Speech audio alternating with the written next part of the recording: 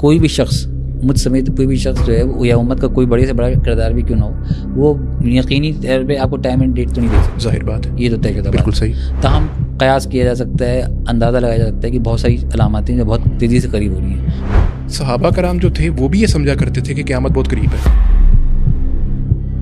اور اس بات کو بھی جیسے آپ نے کہا 15 صدیاں گزر چکی ہیں تو ابھی تک تو نہیں آئی. تو یہ قربت کا جو یہ ایک کانسیپٹ ہے، یہ پھر کیا ہوگا کہ کتنا قریب ہے؟ علامات صغریٰ تقریباً تمام پوری ہو چکی ہیں.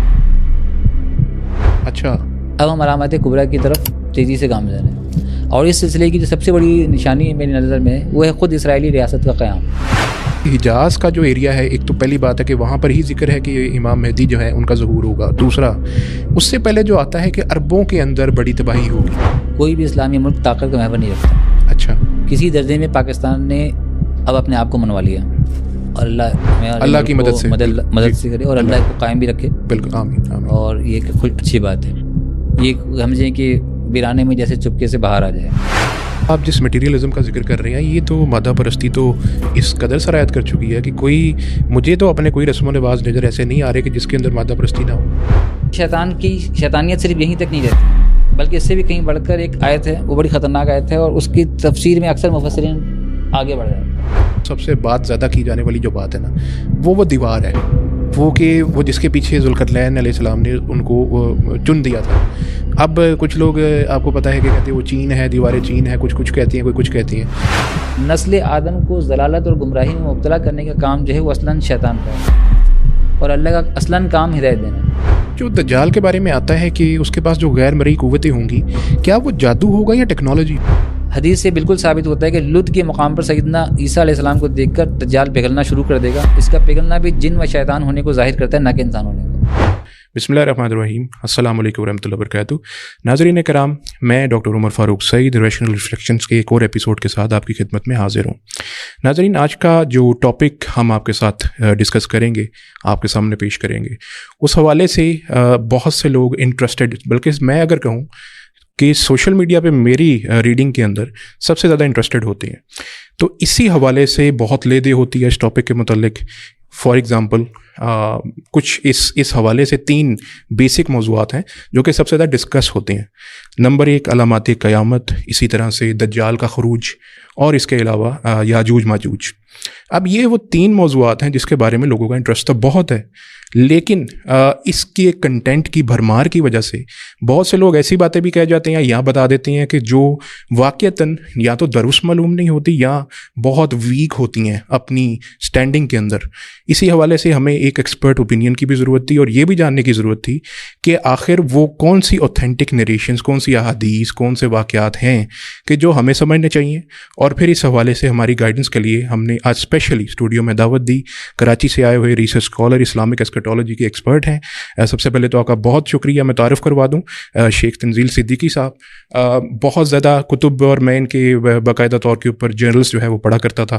ان کا جو دجالیت کے اوپر کام ہے، الواقعہ ان کا ایک جرنل ہے، اس کے اندر یہ پبلش بھی کر رہے ہیں ایک عرصے سے. اسپیشل ان کی کچھ ایشوز بھی نکلتے ہیں. اسی حوالے سے میں سب سے پہلے آپ کو ویلکم کرتا ہوں شو میں.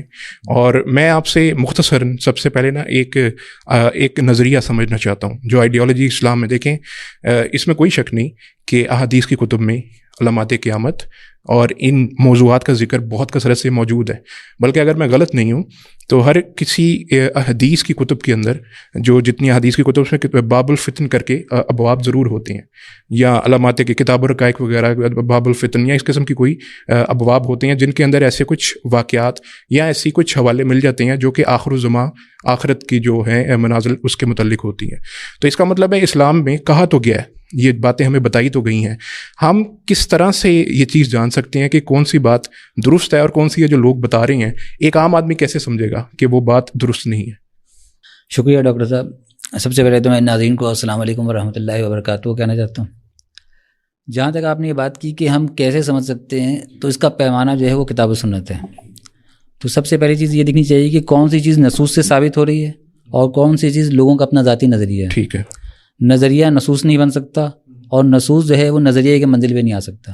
نصوص کا مرتبہ بہرحال بلند ہے. نصوص سے مراد کیا ہوگا؟ قرآنی آیات سے جو چیزیں ثابت ہو رہی ہیں یا احادیث صحیحہ سے جو چیز ثابت ہو رہی ہے. ٹھیک ہے. یعنی دجال کی آمد نصوص سے ثابت ہو رہی ہے، ہم اس کو مفروضہ نہیں کہہ سکتے. یاجوج ماجوج کا وجود نصوص سے ثابت ہو رہا ہے، اس کو مفروضہ نہیں کہہ سکتے.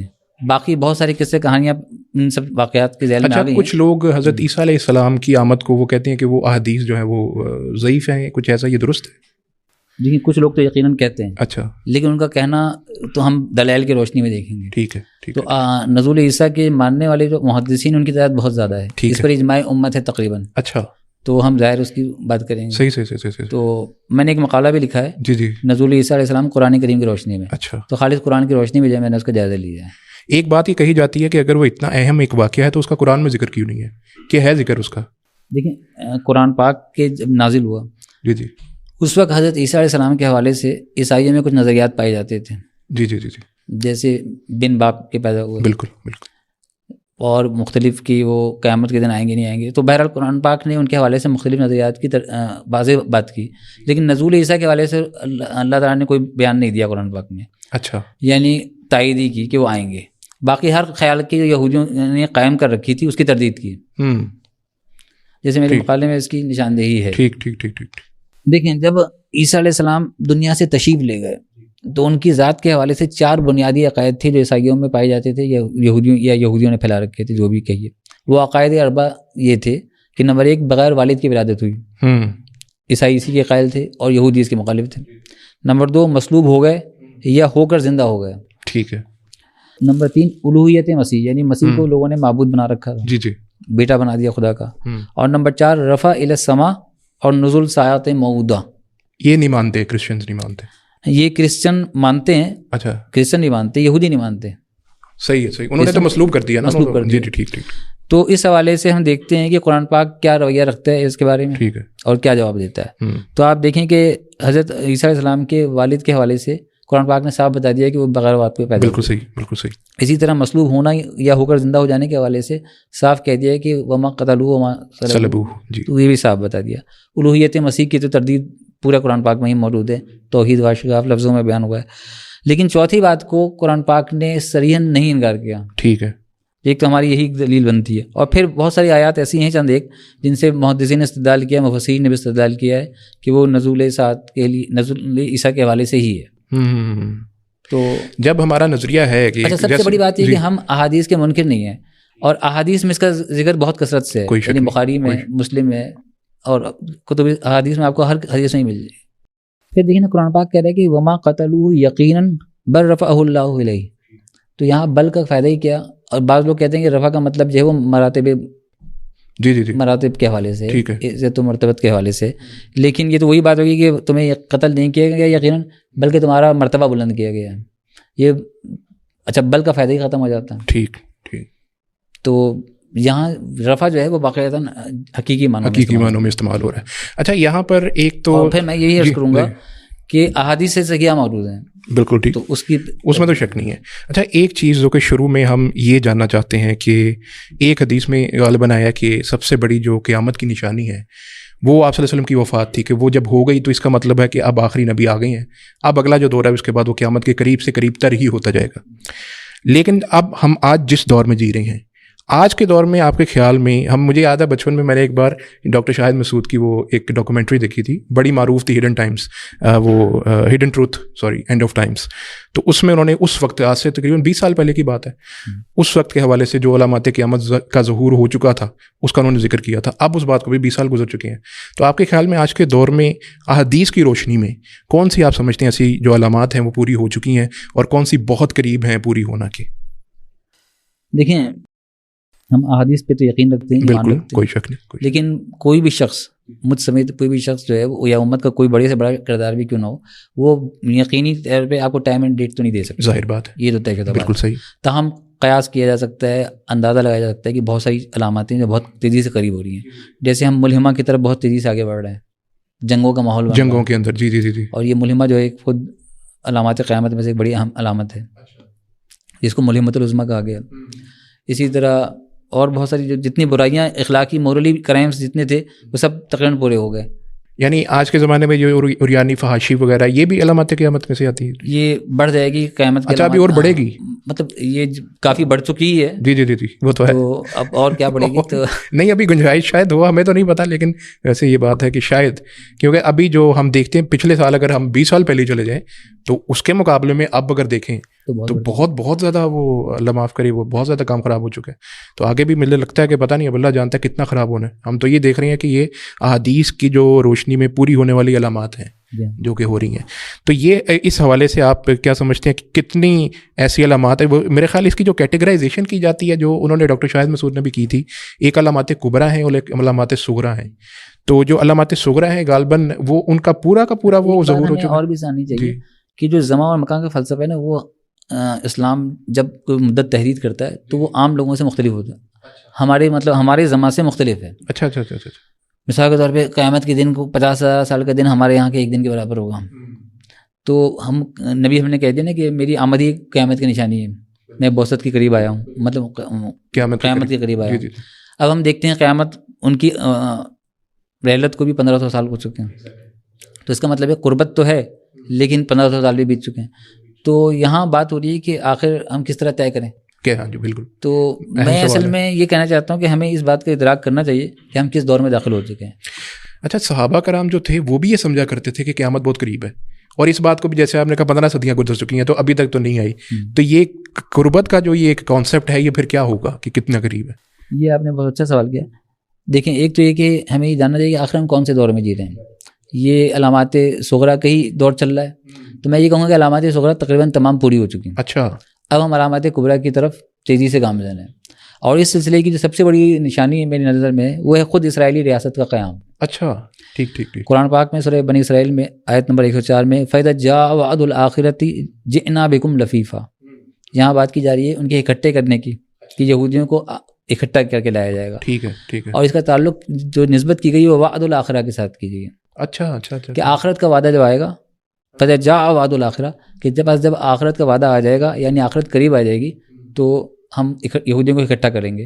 اور آج آپ دیکھ ہی رہے ہیں کہ یہودی دشت و پیما میں صحرا آوارہ گردی کرتے رہے, اور اب وہ اکٹھے ہو چکے ہیں بلکہ.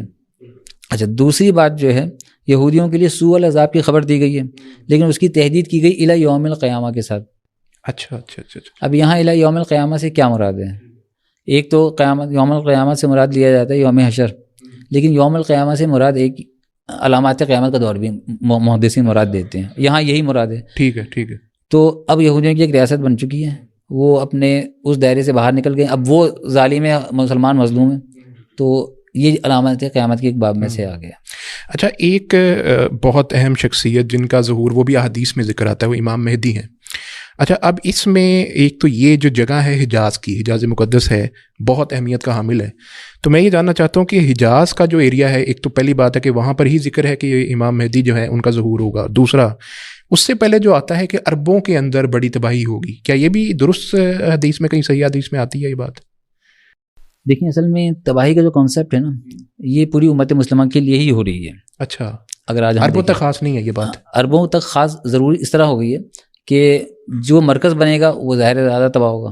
اچھا. جیسے جہاں جنگ ہوگی تو وہ علاقہ زیادہ متاثر ہوگا. لیکن ذلت و مسکنت جو وہ تقریباً تمام مسلمانوں کے لیے ایک تو ایک عمومی ہے. ٹھیک ہے. اچھا, اب جیسے ہم ایک حدیث ہے بڑی مشہور چلتی ہے کہ ویل للعرب, عربوں کے لیے ہلاکت ہوگی. اس پہ بڑی باتیں ہوتی ہیں. اچھا, حدیث سندن تو درست ہے, اس سے ہم انکار نہیں کر سکتے. کانٹیکسٹ کچھ ہو رہا ہے, کانٹیکسٹ کے لیے بھی بات کر سکتے ہیں, اور اگر کسی درجے میں ان پہ بات بھی ہو رہی ہے تو ہمیں اس سے بھی انکار کرنے کی ضرورت نہیں, کیونکہ یہ احادیث کا معاملہ ہے, ہماری ذاتی خواہشات سے چیزیں نہیں بدل سکتی. تو ایک تو یہ کہ عرب سے مراد صرف عرب قوم ہے, یا عرب قوم کی نسل بھی مراد ہو سکتی ہے, تو نسل تو پوری دنیا میں پھیلی ہوئی. بالکل ایسے ہی. تو وہ ان سبوں کے بھی حالات جیسے ہیں وہ آپ کے سامنے ہیں. تو اصلاً جو ویل کی بات ہے وہ پوری امت کے لیے ہی چل رہی ہے. اچھا, وہ پوری امت اس سے مراد ہوگی اگر عرب کی, جہاں اگر عرب کو بھی لیں تو عربی النسل, اس زمانے کے لیے عرب کو مخاطب کیا نا نبی کریم صلی اللہ علیہ وسلم نے, تو عربی النسل مسلمان تو پوری دنیا میں ہی پائے جاتے ہیں. بالکل ٹھیک ہے. تو ایک تو یہ ابھی ایک اگر ہم آج ہم دیکھ لیں تو کشمیر میں کون سی اچھی حالت چل رہی ہے. ظاہر بات ہے, ایسے ہی ہے, بالکل ایسے ہی ہے. ہم آج کے اگر سیاسی منظر کو دیکھیں تو عرب کو اتنا مسلم دنیا کے سینٹر میں تو نظر نہیں آتے کہ سارا مسلم دنیا ان کی ارد گرد گھومتی ہو. ہاں, ان کے پاس پیسہ ضرور ہے لیکن طاقت کے اعتبار سے وہ کہیں پہ بھی نہیں ہے. تو میرا جہاں تک خیال ہے کہ وہ تو یہ والا جو ریجن ہے ہمارا پاکستان کا, اسی طرح سے وہ ملیشیا بھی کافی مضبوط ملک ہے اس حوالے سے, ترکی وہ بھی عرب سے دور ہے, وہ بھی نہیں ہے. تو وہ تو جو طاقت کا محور ہے وہ تو دیگر جگہوں کے اوپر ہے. تو جو عرب ہیں وہ تو میرا خیال ہے کہ فی الحال کمزور ہیں, تو ان تک بات محدود کرنا میرے خیال آپ درست اس کی نشاندہی کر رہی ہیں کہ شاید درست نہیں ہوگا, پوری امت اس سے شاید مراد ہو سکتی ہے. لیکن میں آپ کو بتاتا ہوں، اگر ہم بات کریں طاقت کے محور کی تو ریئلسٹک بات یہ ہے کہ کوئی بھی اسلامی ملک طاقت کا محور نہیں رکھتا. کسی درجے میں پاکستان نے اب اپنے آپ کو منوا لیا، اور اللہ کی مدد سے کرے، اور اللہ اس کو قائم بھی رکھے. بالکل، آمین آمین. اور یہ کہ اچھی بات ہے، یہ سمجھیں کہ ویرانے میں جیسے چپکے سے باہر آ جائے. ایگزیکٹلی. تو یہ ایک اچھی بات ہے، اللہ کرے کہ آگے بھی یہ صورتحال قائم رہے. لیکن بحثیت مجموعی جو ہے وہ امت مسلمہ کی بڑی خراب صورتحال جا رہی ہے، اور عرب بالخصوص اس میں ہم کہہ سکتے ہیں جی جی بالعموم تباہی موجود ہے، بالخصوص عربوں میں زیادہ ہے. اور اس کی سب سے بڑی وجہ یہ ہے کہ انہوں نے اپنی اصل ہدایت کو چھوڑ دیا، اور جس طرح پہ چل پڑے وہ ہمیں بتانے کی ضرورت نہیں، سب کو ہی معلوم ہے. جو فلسطین ہے وہ بھی عربوں میں ہی آتا ہے، عرب میں آتا ہے. تو یہاں پر تو تباہی بہت زیادہ ہے. تو یہ تو پھر اسی حدیث میں آنے والے ذکر سے تھوڑا سا مماثلت نہیں رکھتی یہ بات؟ دیکھیں، اگر آپ فرداً ایک ملک کی بات کریں گے نا، نبی ہم نے تو ایک عموم کی بات کر دی، ویل للعرب. ٹھیک ہے. تو اس کی جو پیشن گوئی کا میں نے جیسے ذکر کیا کہ عرب، نبی ہم نے اپنے زمانے کے عربوں کو مخاطب کر کے یہ بات کی. اچھا، اس میں عرب بھی آ گئے اور عربی النسل مسلمان بھی آئیں گے یا نہیں آئیں گے؟ بالکل صحیح. اچھا، آپ یہ بھی جانتے ہیں کہ نسل بدلتی نہیں ہے. آپ چاہے دنیا کی کسی گوشے میں چلے جائیں، آپ کا قومیت بدل جائے گی، شناخت بدل جائے گی، لیکن نسل وہی رہے گی. نسل تو وہی رہے گی. تو یہ اچھا، جو ایک امام مہدی کی شخصیت ہے، اس کے اوپر بھی کچھ نہ کنٹروورسی ہے، آپ کو بھی پتہ ہے کہ ایک جو ہم اس کا تو خیر فرقہ واریت کا والا ذکر نہیں کرتے، لیکن کچھ ایسا طبقہ ہے ہمارے یہاں پایا جاتا ہے جو کہ ان کا بھی انکار کرتے ہیں کہ انہوں نے بھی کوئی نہیں آنا. اور میں نے تو حیرانی کی بات ہے، اب ہم نام نہیں لے سکتے، لیکن بڑے بڑے ایسے علماء کو بھی جن سے امید نہیں تھی، انہوں نے بھی کہا ہے کہ نہیں، یہ کوئی چکر نہیں ہے ایسا کوئی. تو کیا آپ اس بارے میں بتانا چاہیں گے کہ امام مہدی کی شخصیت بطور کوئی امام، بطور کوئی سیاسی لیڈر، یا کس حیثیت میں آئے گی آپ سے؟ یعنی یہ میرا سوال ہے. لیکن جن لوگوں نے نزول عیسیٰ کا انکار کیا ہو تو بدل جائے اولا امام مہدی کا انکار کر دیں گے. ایک تو ہوگی یہ بات. دوسری بات میں آپ کو عرض کروں گا کہ امام مہدی کے حوالے سے ہمارے تصورات اصل میں کافی غلط سلط ہیں. اچھا. ایک تو میں کہوں گا اہل تشیع کا جو امام مہدی ہے اس کا تصور بالکل مختلف ہے. جی وہ تو ہے، وہ ہمارے تصور مہدی سے بالکل ایسی.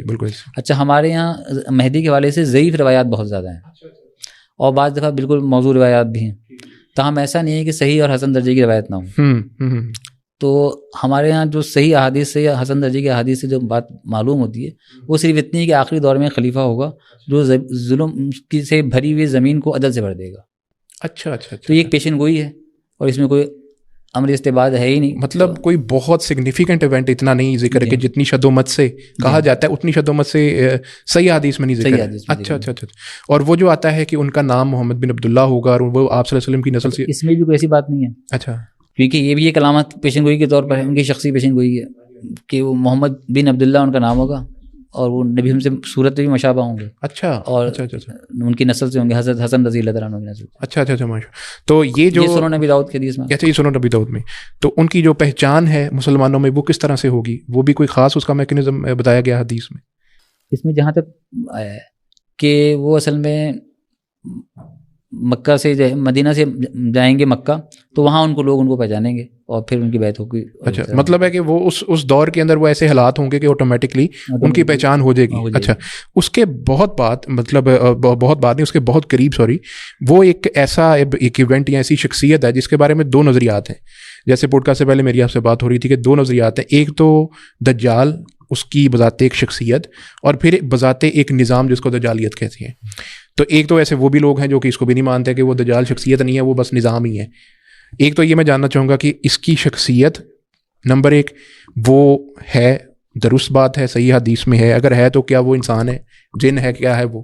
اور تیسرا یہ کہ سب سے اہم چیز کہ یہ جو نظام ہے دجالیت، اس کے بارے میں بتائیں کہ یہ کیا چیز؟ دیکھیں، جہاں تک احادیث کا مطالعہ کیا جائے تو دجال ایک فرد بھی ہے اور نظام بھی ہے. ٹھیک ہے. نظام کی تیاری پوری ہو چکی ہے اور نظام قائم ہو چکا ہے. نظام میں ہم داخل ہو رہے ہیں اور تیزی سے داخل ہوتے چلے جا رہے ہیں. فرد کا آنا باقی ہے. فرد یہ بنی آدم میں سے ہے یہ؟ اچھا، یہ اب آپ نے سوال کر لیا، لیکن یہ میری ذاتی تحقیق جو ہے نا وہ اس کے برعکس ہے.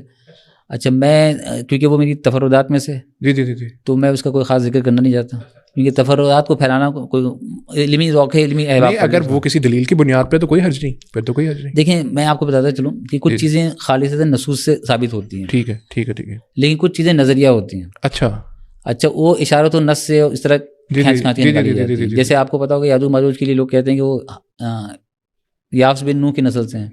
یہ نظریہ ہے، اس کی دلیل کچھ بھی نہیں ہے، کیونکہ اس کی پشت میں کوئی حدیث نہیں ہے. تو بہرحال جو میں نے قیاس کیا تو میں اس کی بنیاد پر جو ہے وہ تفرد عام لوگوں تک آپ کے نزدیک وہ بنی آدم میں سے نہیں ہے؟ بنی آدم میں سے نہیں ہے. اچھا وہ جنوں میں سے ہیں وہ اب آپ سوال کرید کرنے جا رہے ہیں تو بتا رہا تو میں یہ کہتا ہوں کہ وہ اصل میں شیطان نے تخلیق کیا اس کو.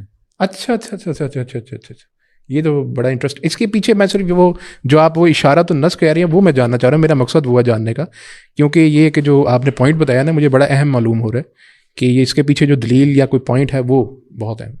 آثار میں وہ بھی اشارہ وہ بھی واضح ذکر نہیں ہے.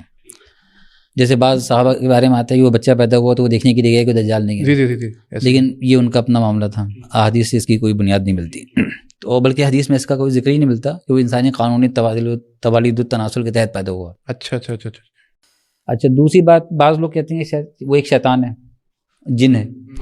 اچھا بعض نے یہ بھی دعویٰ کیا ہے کہ وہ اصلاً شیطان ہی ہے جو دجال کی شکل میں آ کر کے ظاہر ہوگا. اچھا اچھا ابلیس ہے. ہاں ابلیس ہے. لیکن یہ بات قطعاً ثابت نہیں ہوتی. اس کی وجہ یہ ہے کہ دجال ایک جزیرے میں قید ہے. یہ حدیث سے صحیح مسلم کی حدیث میں موجود ہے. اچھا وہ جو تمیم داری والی حدیث ہے اس میں شکل و صورت سے تو وہ انسان معلوم نہیں ہو رہا جو اس کی بتائی گئی ہے. تو میں نے انسان ہونے کی تردید ہی کی. اچھا اچھا صحیح ہے, یعنی یہی کچھ اشارہ تو نہ ہے مطلب. اچھا تو انسان ہونے کی تو تردید کر رہا ہوں میں, اور شیطان ہونے کی بھی, ابلیس ہونے کی بھی تردید کر رہا ہوں. اچھا اس کی بھی تردید ہے. ابلیس ہونے کی تردید کر رہا ہوں. ٹھیک. اب ہے کیا یہ بھی ایک بڑا اہم سوال ہے. مگر میں پہلے ان چیزوں کی تردید کرتا ہوا چلوں کہ جو بالکل صحیح. جو لوگ جن کہتے ہیں ان کے بعد اس کی بھی کوئی دلیل نہیں ہے. نصوص ہوں تو ٹھیک ہے. اب ہم آتے ہیں ابن سیاد ہونے کے حوالے سے. ابن سیاد کے ایک بیٹے تھے عمارہ, جو کہ کبار تابعین میں شمار کیے جاتے تھے. تو اس سے ثابت ہوا کہ ابن سیاد دجال ہو ہی نہیں سکتا. تو ابن سیاد کی بھی تردید ہوگی. اب سوال ابن سیاد کے بارے میں تو غالباً حدیث بھی ہے کہ اس نے اسلام قبول کر لیا تھا اپنے آخری دور. اچھا تو وہ تو مسلمان ہوا نا پھر. یہ بات صحیح ہے, اس نے اسلام قبول کر لیا. اور اس کے بارے میں امام ابن تیمیہ کی جو رائے وہ میں آپ کو بیان کرتا ہوں کہ عبداللہ بن سیاد کا ظہور جو ہے نبی کریم کے زمانے میں ہوا. جی. بعض صحابہ کا گمان تھا کہ وہ دجال ہے. نبی صلی اللہ علیہ وسلم نے اس سے پہلے توقف فرمایا, اور یہاں تک کہ آپ پہ ظاہر ہو گیا کہ وہ دجال نہیں ہے بلکہ کاہنوں میں سے ایک کاہن ہے. اچھا اچھا اچھا صحیح. مطلب اس کا پھر وہ قبول اسلام ہے, اسے تو اس کی جو علماء پہ پچھلے وہ بھی سارے ظاہر ہے کہ وہ ختم ہو گئے. اب دجال کے بارے میں آپ نے کہا کہ وہ نہ تو وہ انسان ہے نہ ہی وہ شیطان ہے, تو وہ پھر کیا ہے؟ دیکھیں آدم و ابلیس کا قصہ جو ہے وہ بہت معروف ہے. آپ کو یاد ہی ہوگا کہ اللہ تعالیٰ کو شیطان نے تحدی دی, چیلنج دیا, للکارا نعوذ باللہ من ذالک, اور اس نے کہا کہ میں ہمیشہ تیرے بندوں کو بہکاتا رہوں. جی جی. تو ایک تو یہ کہ اختتام دنیا تک وہ یہ کام کرتا رہے گا, اس کو اختیارات بھی دیے گئے. اچھا شیطان کے پاس اختیارات ہیں. نمبر ایک, وہ اس دنیا فانی میں انسانوں کی عمر کی حد میں نہیں ہے, اس کو غیر معمولی جی وہ طوالت ہے اس کی, قیامت تک کی زندگی مہلت دی ہوئی ہے. ٹھیک ہے. نمبر دو, اس کو علم الاسماء کی طاقت سے تو محروم کر دیا گیا جو آدم علیہ السلام کو جو دیا گیا, لیکن وہ ہمارے ساتھ مسلسل رہا. انسان کے عروج بھی دیکھا, زوال بھی دیکھا, ارتقاء بھی دیکھا, ساری چیزیں وہ دیکھتا رہا. اور اس میں کسب کی صلاحیت بھی ہے. وہ کیا ہوتا ہے؟ اختیار کرنے کی, اخذ کرنے کی صلاحیت بھی. اچھا ٹھیک ٹھیک. تو یہ وہ صلاحیت رکھتا ہے. اچھا شیطان کا علم جو ہے وہ اس کی صلاحیت بھی قابل انتقال ہے, وہ اپنا علم بھی دوسروں کو دیتا ہے. ٹھیک ہے ٹھیک ہے. چنانچہ ان الشیاطین لیوحون الی اولیاءہم, یہ تو بہت مشہور قرآنی آیت ہے, الانعام 121 نمبر, کہ بے شک شیاطین اپنے اولیاء اپنے ساتھیوں کو وہی کرتے ہیں. یہ بھی ایک طاقت ہے اس کو جو حاصل ہے. پھر یہ کہ شیطان کو یہ طاقت دی گئی کہ وہ انسانوں کے دلوں میں وسوسہ اندازی کر سکتا ہے. یہ تو بہت معروف بات. صحیح ہے. ٹھیک ہے, میں ذرا اختصار کے تحت بیان کروں. جی ضرور. پھر شیطان کی شیطانیت صرف یہیں تک نہیں رہتی, بلکہ اس سے بھی کہیں بڑھ کر ایک آیت ہے, وہ بڑی خطرناک آیت ہے, اور اس کی تفسیر میں اکثر مفسرین آگے بڑھ جاتے ہیں. اچھا صحیح ہے. وہ ہے کہ وما ارسلنا من قبلک من رسول ولا نبی الا اذا تمنا القى الشیطان فی امنیتہ فینسخ اللہ ما یلقی الشیطان ثم یحکم اللہ آیاتہ واللہ علیم حکیم. یہ آیت ہے سورہ حج کی, ٹھیک ہے, جس میں فرمایا کہ ہم نے تجھ سے پہلے کوئی بھی ایسا رسول اور نبی نہیں بھیجا کہ اس نے جب کوئی تمنا کی ہو اور شیطان نے اس کی تمنا میں ملاوٹ نہ کی ہو, آمیزش نہ کر دی ہو. اچھا اس سے کیا مراد ہوگا؟ یہی تو تفسیر کوئی کرتا نہیں اس میں. تو بہرحال اس کے لیے ایک روایت پیش کی جاتی ہے, وہ تلک الغرانیق والی, لیکن تلک الغرانیق والی روایت خود ہی ضعیف ہے, یہ بھی آپ جانتے ہیں. تو بہرحال یہ ایک آیت مشکل آیت ہے بہرحال, اور اس کو امام راضی نے بھی تسلیم کیا کہ یہ آیت قرآن کے مشکل مقامات میں سے ایک ہے. ٹھیک ہے. میں بھی اس سے صرف یہی استدلال کرنا چاہتا ہوں کہ آپ شیطان کے اختیارات دیکھیں کہ وہ نبی رسول کے معاملات میں بھی مداخلت کرتا تھا, یہ قرآن پاک میں ذکر ہے. تاہم یہ ہے کہ اس کی مداخلت کامیاب نہیں ہو سکتی تھی. اس کی وجہ یہ کہ اللہ تعالیٰ شیطان کی آمیزش کو دور کر کے اپنی آیات کو مضبوط اور محکم کر دیتا تھا. کیا اس سے وہ تو مراد نہیں جو حدیث میں آتا ہے ایک شیطان نے صرف 3 لوگوں کو نہیں چھوا جب ان کی پیدائش ہوئی, ایک عیسیٰ ابن مریم کو, ایک عمار بن یاسر کو, تیسرا میرے خیال آپ صلی اللہ علیہ وسلم کی ذات کو, تو کیا اس سے یہ بھی مراد ہو سکتی ہے کہ شیطان نے چھوا نہیں جس کی وجہ سے بچہ روتا ہے پیدا ہوتا ہے؟ نہیں, یہ تو ویسے ایک عمومی حدیث ہے, بہت سے بچے پیدا نہیں بھی روتے. اچھا ٹھیک ہے. یہ تو ایک حدیث ہے کہ جب کوئی روتا ہے تو سمجھے شیطان اس کو کچوکے مارتا ہے. اچھا. تو بہت سے اللہ کے نیک بندے یا پیدائشی طور پر اللہ تعالیٰ کی رحمت کے مستحق بچے ہیں جو اس سے بچے بھی رہتے ہیں. تو خیر میں نے اس آیت کو جو پیش کیا ہے وہ صرف اس لحاظ سے پیش کیا ہے کہ میں شیطان کی جو اللہ تعالیٰ نے اختیارات دیے ہیں وہ یہ بتا رہا ہوں. تاہم وہ رسولوں پہ کبھی کامیاب نہیں ہوا, اور یہ اللہ تعالیٰ نے خود ہی کہہ دیا کہ ثم یحکم اللہ آیاتہ, کہ اللہ تعالیٰ نے اپنے آیات کو محکم کر دیا. تو شیطان نے جو بھی ملاوٹ کی تھی وہ دور ہو گئی. تو یہ تو ہوگی کلیئر. میں صرف اس کے دائرۂ اختیار کو واضح کرنا چاہتا ہوں. پھر دوسری بات یہ ہے کہ احادیث اور روایات سے ثابت ہوتا ہے, اور صحیح روایات سے, کہ شیطان انسانی شکل میں بھی آتا ہے.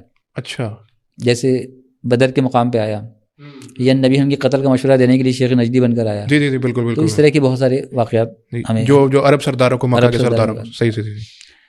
تو یہ تو ہو گئی یہ بات کہ شیطان کی طاقت جانوروں کی صورت میں بھی گال بنایا جاتا ہے. جی ہاں, شیطانی ایسے عام جنوں کو بھی طاقت حاصل ہے تو ظاہر ہے ابلیس کو بدل جائے حاصل ہے. بالکل. تو شیطانی سرکشی کی جو انتہا ہے وہ یہ ہے کہ اللہ تعالیٰ, شیطان بھی اچھی طرح سے جانتے ہیں کہ اللہ تعالیٰ کا کچھ نہیں بگاڑ سکتا, کیونکہ طاقت جتنی بھی ہے وہ یہ جانتا ہے. بالکل صحیح. لیکن اصل میں وہ جو کھڑا ہوا ہے وہ کس وجہ سے کھڑا ہو گیا؟ وہ ایک سرکشی تھی, جو فطری بغاوت تھی, انحراف تھا. وہ اس درجے پہ پہنچ گیا کہ وہ ساری حقیقتوں کو جاننے کے باوجود اللہ کے بالمقابل کھڑا ہو گیا. ٹھیک ٹھیک ٹھیک ٹھیک. اب جب کھڑا ہو گیا تو اس نے اللہ تعالیٰ سے جو چیز مانگی وہ تھی کہ آپ کی نسل پہ میں اپنا قابو کر کے رہوں گا, اس کو بھٹکا کے رہوں گا. اللہ تعالیٰ نے بھی اس کو عہد دے دیا. اب یہاں ایک تکوینی حقیقت کو سمجھنے کی ضرورت ہے. اچھا. وہ تکوینی حقیقت یہ ہے کہ نسل آدم کو ضلالت اور گمراہی میں مبتلا کرنے کا کام جو ہے وہ اصلاً شیطان کا ہے, اور اللہ کا اصلاً کام ہدایت دینا ہے. بالکل ٹھیک. تو ایک تو یہ ہوگی بات. اب آدم اور ابلیس کی کشمکش میں جو بیان کی گئی ہے اس میں آپ دیکھیں کہ نسل آدم اپنے باپ کے آدم کے قصے سے درس آگہی حاصل کرے, اور شیطان کے مکر و فریب سے اللہ تعالیٰ نے آگاہ فرمایا تاکہ ہم راہ ضلالت کی پیروی سے بچ جائیں. بالکل ٹھیک. شیطان کا جو علم ہے وہ تخریبی علم ہے. یہ ایک بہت بڑی حیرت انگیز حقیقت ہے کہ گزشتہ 1.5 صدیوں میں جس قدر سائنسی انکشافات ہوئے ہیں وہ اس سے قبل کے 1000 سال انسانی تاریخ میں نہیں ہوئے. بالکل ٹھیک ہے. اچھا, یہ جو دور گزر رہا ہے یہ اب یہ حال کا جو ماضی کا سلسلہ ہے, تو علم و تحقیق و فہم و بصیرت میں آج کے انسان سے پیچھے ہوں. فرق صرف اتنا ہے کہ وہ اپنی اکتشافی صلاحیتوں کو انسان کی تعمیر میں لگانا چاہتے تھے. میں تھوڑا سا دوبارہ ریپیٹ کروں. اس سے قبل کے 1000 سال کی انسانی تاریخ میں ایسا نہیں ہے کہ جو لوگ تھے وہ علم نہ ہوں یا بصیرت میں, فہم میں, تحقیق میں آج کے دور سے لوگوں سے پیچھے ہوں, بلکہ اصلاً صرف یہ تھا کہ وہ اپنا جو علم استعمال کرنا چاہتے تھے وہ تعمیری مقصد میں لگانا چاہتے تھے. آج جو بھی ٹیکنالوجی ہے وہ تعمیر اور تخریب کے پیمانے کو نہیں دیکھتی. اچھا. اس میزان کے بغیر چل رہی ہے. آپ بہت ساری ایجادات ایسی ہیں جو انسان کے لیے سراسر نقصان دہ ہیں. ایٹم بم کی ایجاد دے دی, یہ ساری چیزیں آ جاتی ہیں. تو شیطان کا جو علم ہے وہ تخریب کی بنیاد پر ہے. اور جیسا کہ میں نے وہ قرآن آیت بتائی تھی کہ وَإِنَّ الشَّيَاطِينَ لِيُوحُونَ إِلَىٰ أَوْلِيَائِهِمْ, تو یہ اس کو طاقت حاصل ہے. تخریب کاری بھی تو ایک علم ہی ہے نا, لیکن وہ برا علم ہے. برا علم ہے. اب میں دوبارہ اپنے مطلب کی طرف آتا ہوں. اپنا موضوع ہے کہ دنیا میں جینیاتی سائنس جو ہے وہ ایک بہت بڑی حقیقت ہے, اور جینیٹیکل سائنس پہ بہت کام ہو رہا ہے. بالکل صحیح. بہت کوشش ہو رہی ہے. بالکل صحیح. اور آج آپ کو معلوم ہے کلوننگ ہو رہی ہے اور بہت ساری چیزیں ہو رہی ہیں. تو یہ سب جب چیزیں ہو رہی ہیں, جین ایڈیٹنگ وغیرہ ہے, ہر چیز, بہت ساری چیزیں, مطلب سروگیسی وغیرہ تو بہت عام چیز, وہ تو بہت آگے معاملہ جا چکا ہے. تو شیطان بھی ظاہر یہ علم جانتا ہی ہے, اس نے بھی یہ سب چیزیں صدیوں سے دیکھی ہوئی ہیں. جو چیزیں آج ہمارے یہاں عملی مظاہر پہ آئی ہیں وہ نظریاتی طور پہ بہت پہلے سے موجود تھیں. تو میرے کہنے کا مقصد یہ ہے کہ شیطان ان جینیاتی حقائق سے آگاہ نہ ہو, یہ ممکن نہیں ہے. ٹھیک ہے. اب دراصل دجال جو ہے وہ شیطان کی دجل و فریب کا انتہائی شاہکار ہے, اور جسے اس نے خود تیار کیا, اور اسے وہ سب صلاحیتیں دینے کی کوشش کی ہے جو دعوی الوہیت کے لیے ضروری تھی. اچھا. یعنی جنات کو جتنی طاقت ہے وہ موسٹ پاورفل مقام پہ لے جا کے اس نے دجال کو دے دی. ٹھیک ہے. اچھا, دجال چونکہ شیطانی تقریب کی سب سے بڑی کاوش ہے, اس لیے ہر نبی نے اپنی امت کو اسے ڈرایا ہے کہ دجال کا ظہور جو ہے وہ کوئی غیر معمولی نتیجہ برپا کرنے سے قاصر رہتا جب تک کہ کوئی نبی رہتا. بالکل ٹھیک. اسی لیے شیطان نے بھی اس کے لیے ایک مقام چنا کہ ویسا ماحول معاشرہ بنے, دجالی معاشرہ بن جائے, مادیت پرستی پہ ڈپینڈ کرتا ہو, تب اس کو ظاہر ہوگا. اب ہم نے اصل میں یہ جو نقطہ نظر پیش کیا ہے اس کی توجہ کیا ہے تو میں اس کی کچھ توجیحات پیش کرتا ہوں. نمبر 1 تو قصہ ابلیس و آدم سے ثابت ہوتا ہے کہ شیطان نے براہ راست اللہ رب العزت کو چیلنج کیا اور حق کے خلاف اپنی جنگ کا آغاز کیا. اس لیے یہ کسی طرح مناسب نہیں کہ اختتام دنیا میں ہونے والی فیصلہ کن جنگ میں اس کا اپنا کردار ثانوی حیثیت رکھے. ایک تو یہ لاجیکل سی بات. بہرحال دوسری بات یہ ہے کہ جس طرح سیدنا عیسیٰ مسیح الہدایہ ہیں اسی طرح دجال مسیح الضلالہ ہے. تو سیدنا عیسیٰ نور کی علامت ہے تو دجال ظلمت کی علامت ہے, اور انسان کو ضلالت و گمراہی سے روشناس کرانے کے تمام راستے شیطان کی طرف جاتے ہیں. اچھا, ایک حدیث بھی ہے کہ جب سے دنیا قائم ہے کوئی چھوٹا یا بڑا فتنہ پیدا نہیں ہوا مگر فتنہ دجال کے سبب سے. یہ حدیث ہے مسند احمد کی حدیث. اچھا, صحیح ہے. اچھا, یہ بات اسی وقت درست ثابت ہو سکتی ہے کہ جب شیطان اور دجال میں کوئی باہمی ربط کو تسلیم کیا جائے. کیونکہ ٹھیک تاکہ کیونکہ شیطان دجالی نظام کو پروان چڑھا رہا ہے تاکہ وہ لوگوں کے سامنے دجال کو جھوٹے خدا کی حیثیت سے پیش کر سکے اور لوگ اسے اپنا خدا تسلیم کر لیں. ایک اہم بات یہ عرض کروں گا کہ دجال سے متعلق کسی بھی صحیح حدیث میں اس کے توالد و تناسل کا ذکر نہیں ہے, جیسا کہ میں پہلے بھی ذکر کر چکا ہوں. دوسری بات ہے کہ سیدنا تمیم داری کے واقعے سے دجال اور شیطان میں ایک ربط خاص محسوس ہوتا ہے. ٹھیک ہے. اس کے انسان ہونے کی نفی ہوتی ہے اور جنات سے اس کا قوی تعلق ثابت ہوتا ہے. جساسہ جو اس کی جو صفات بیان کی گئی وہ اس کے جن ہونے پہ دلالت کرتی ہیں, کیونکہ اتنی لمبی عمر تو انسانوں کی نہیں ہوتی, تو جو جنوں وغیرہ کی ہی ہوتی ہے. اب تک انسانی تاریخ میں سیدنا تمیم داری اور ان کے چند ساتھی ہیں جنہوں نے دجال کو براہ راست دیکھا ہے. ان کے واقعے سے بھی یہی ظاہر ہوتا ہے کہ اس وقت دجال ایک جزیرے میں قید تھا جہاں انسانی آبادی نہیں تھی بلکہ جساسہ کے کردار سے شیطانی و جناتی ہونے کے خیال کو تقویت ملتی ہے. اچھا, صدیوں پر محیط دجال کی جو عمر ہے وہ بھی انسان ہونے کی نفی کر رہی ہوتی ہے. حدیث سے بالکل ثابت ہوتا ہے کہ لد کے مقام پر سیدنا عیسیٰ علیہ السلام کو دیکھ کر دجال پگھلنا شروع کر دے گا. اس کا پگھلنا بھی جن و شیطان ہونے کو ظاہر کرتا ہے نہ کہ انسان ہونے کو. صحیح, انسان تو ایسے نہیں پگھلتا ظاہر ہے. اچھا, تو اس کی تخلیق میں جو ہے نا شیطانی معاملات جو ہے نا وہ ہے. اچھا, یہ جو دجال کی شخصیت کے بارے میں آپ نے ساری چیزیں بتا دی. اچھا, اس سے پہلے کہ میں اس سے دجالیت کے نظام کے بارے میں آپ سے کچھ سوالات کروں, لیکن ایک چیز جو کہ بڑی اہم ہے جو کہ شروع میں اس کا ذکر بھی ہم نے تھوڑا سا کیا لیکن تھوڑی سی اس کی تفصیل درکار ہے. ایک جو فتنہ ہوتا ہے یا جس کو فتن کہتے ہیں, جیسے ایک میں نے کتاب کا بھی ذکر کیا, کتاب الفتن. پہلے تو میں یہ بھی پوچھنا چاہوں گا, یہ جو نعیم بن حماد کی جو کتاب الفتن ہے, کیا یہ اوتھینٹک بک ہے یا نہیں ہے, یہ بھی آپ ضرور بتائیے گا. اور دوسرا یہ جو فتنہ ہے, مطلب ایک عام مسلمان کے لیے آج کے دور کے تناظر کے اندر یہ جو فتنے ہیں ان سے بچاؤ کے لیے, یا یہ دجالی فتنے ہیں, ہمیں کون سے عملی اقدامات کرنے چاہیے, اور پھر یہ کہ اس کے بعد دجالیت کے جو نظام ہے اس کے بارے میں آپ بتائیے گا. یہ آپ نے سوال کیا کتاب الفتن کے بارے میں, تو ایک تو میں عرض کروں گا کہ اس میں کچھ صحیح حدیثیں بھی ہیں لیکن موضوعات اور ضعیف روایتوں کی بہت کثرت ہے. ٹھیک, تو اس سے کوئی استدلال کی بنیاد تنہا اس کی روایتوں پر نہیں کھڑی کی جاتی. ٹھیک, صحیح ہو گیا, صحیح ہوگی بات, ٹھیک ہوگی. دوسرا آپ کا سوال تھا کہ دجالیت جو ہے اس کا جو یہ جو فتنہ ہے, مطلب ایک تو ہے نا دجالیت کا ایک نظام اور اس سے جو فتنہ کریٹ ہوتا ہے.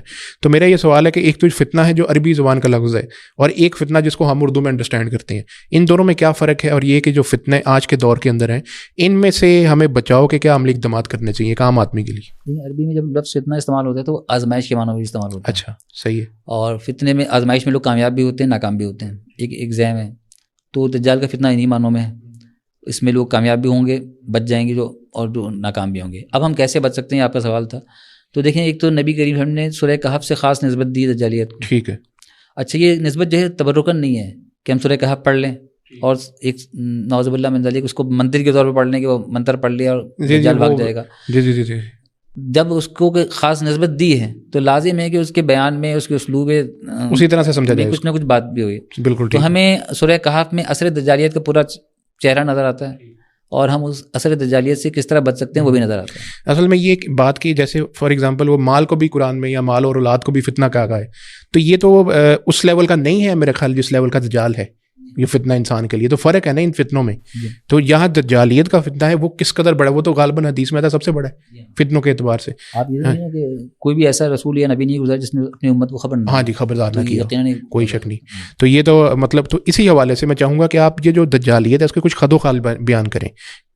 لیکن دجال ایک فرد بھی ہے اور ایک نظام بھی ہے. جیسے کہ میں نے عرض کیا تھا کہ نظام کی طرف ہم تیزی سے بڑھ رہے ہیں. اچھا, دجال مادہ پرستوں کا خدا ہے. اچھا, ٹھیک ہے. کیونکہ جو مادیت پرست لوگ ہوں گے یا مادیت پرست قلوب ہوں گے وہی اس کی طرف ملتفت ہوں گے.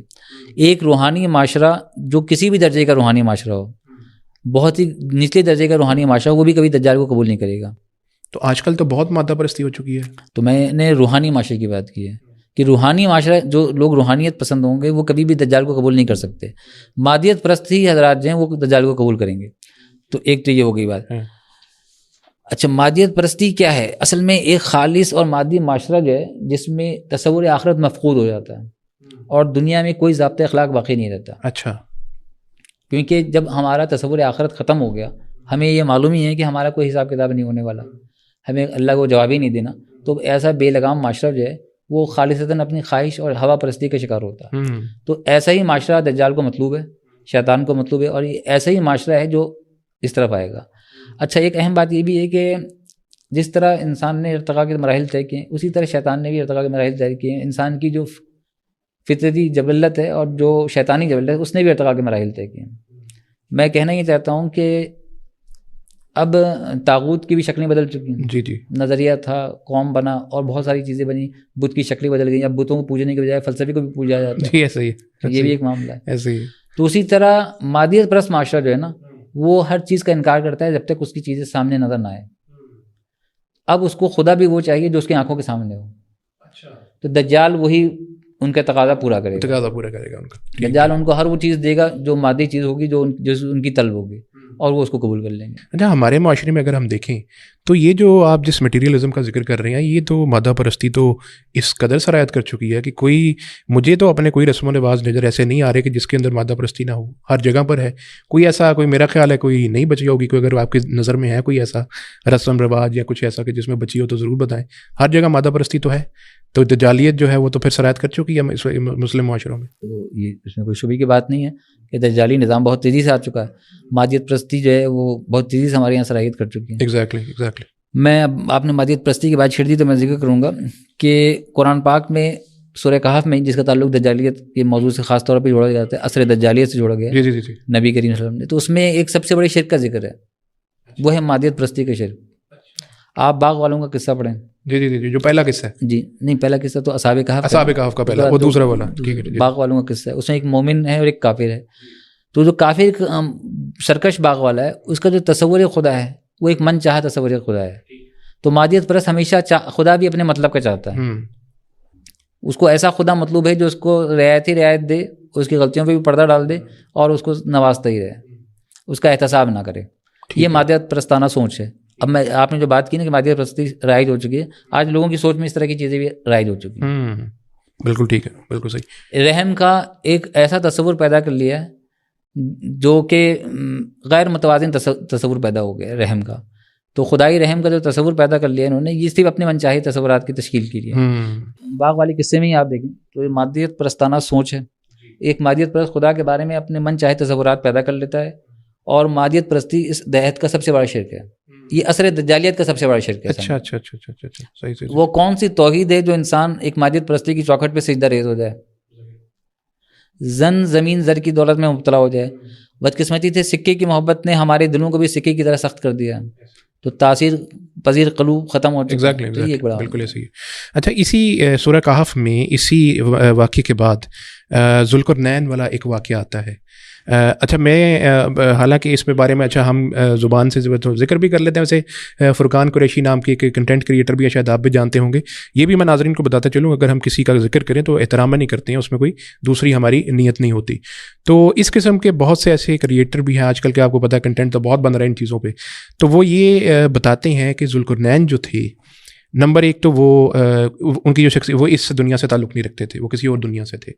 پھر یہ کہا جاتا ہے کہ وہ اس دنیا میں صرف وہ 3 اپنے اسفار پہ آئے تھے اور اس کے بعد وہ چلے گئے, اور غالباً وہ دوبارہ بھی آئیں گے ابھی کسی واقعے میں, وہ مجھے نہیں پتا اب اس کی درست بات ہے کہ نہیں. تو میں آپ سے جاننا چاہتا ہوں کہ ان کے بارے میں کیا تفصیل ملتی ہے, ذوالقرنین کے بارے میں اوتھینٹک جو نریشنس میں ملتی ہے.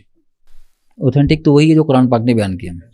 قرآن پاک نے ان کے 3 اسفار کا ذکر کیا, اور ان کے اسفار کے حوالے سے یہ جو آسمانوں میں سیر کرنے والی بات ہے, ایسی کوئی بات قرآن پاک نے ذکر نہیں کی. اچھا اس سے بڑا کوئی مذاق بھی نہیں ہو سکتا کہ ہم ان اسفار میں خود ہی طے کر لیں کہ وہ مختلف سیاروں سے ڈھونڈتے پھرتے آ رہے ہیں. تو اس کا ان واقعات کا ہماری دنیا سے کیا تعلق ہے.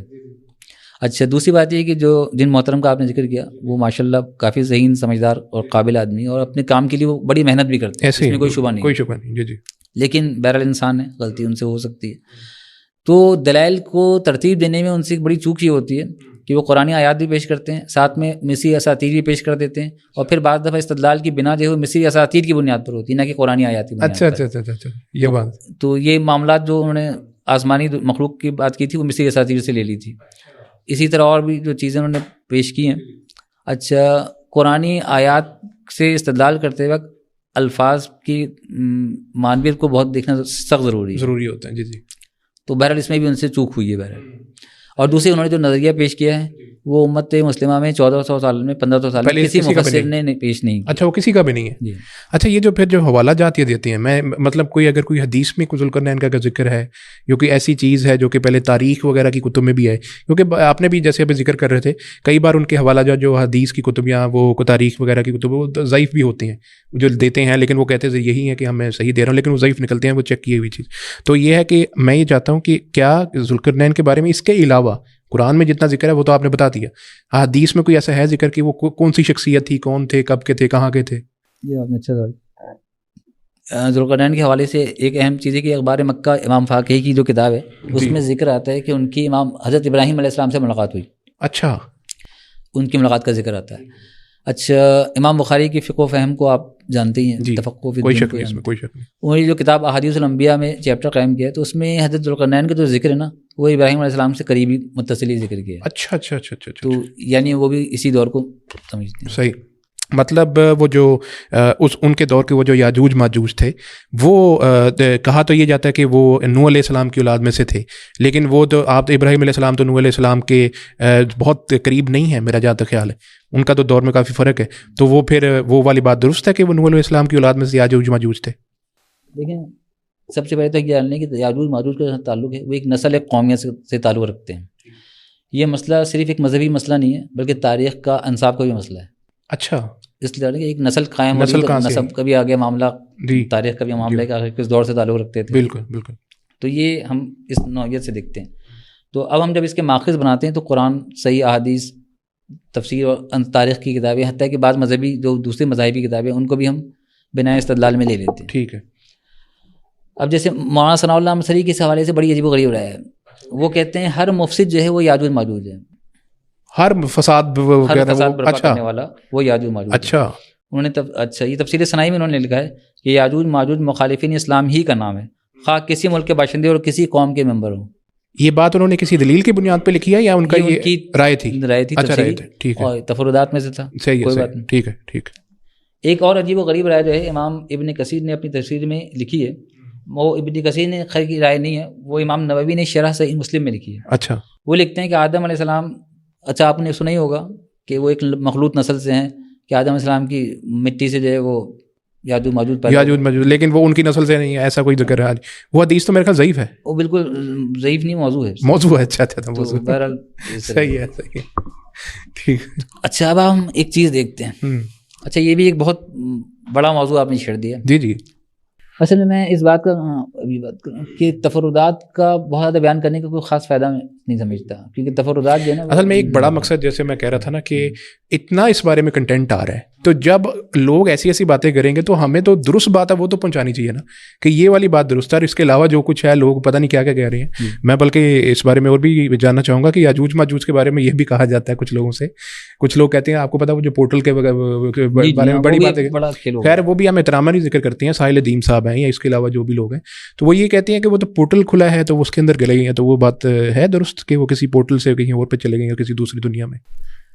اب تو یہ بہت زیادہ کھیل بن چکا ہے۔ اچھا، صحیح۔ اب تو پورٹل بھی ہر روز کھلتے رہتے ہیں۔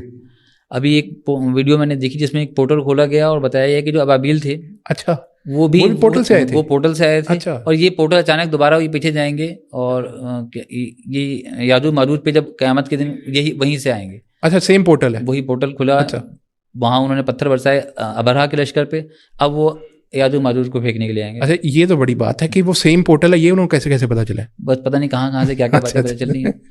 تو یہ میں اختصار کے ساتھ صرف نکات بیان یاجوج کے ماجوج کے حوالے سے، جنہیں قرآن حکیم اور صحیح ترین روایات کی روشنی میں یاجوج ماجوج انسان ہی ہیں۔